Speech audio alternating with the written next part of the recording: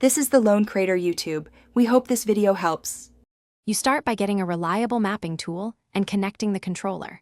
Once the tool is installed, run it as administrator so it can inject inputs. Make sure Windows shows the controller in devices. If not, repair or use USB. Now close overlays and other controller utilities to avoid conflicts. Next, open your mapping tool and create a new profile. This first profile will translate thumbstick and buttons to cursor and clicks, so set it up now to begin mapping. You now map the right stick to control the mouse pointer. Choose a sensitivity curve so slow motions are precise and fast flicks cross the screen. Then map the primary and secondary mouse buttons to A and B or triggers. Make sure click behavior is momentary, not toggle. Once done, map the left stick to scrolling or keyboard arrows for navigation if you need both pointer and directional control.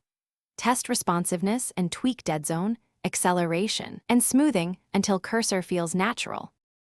Finish by saving the profile and assigning a quick toggle button so you can switch between mouse and regular controller layouts.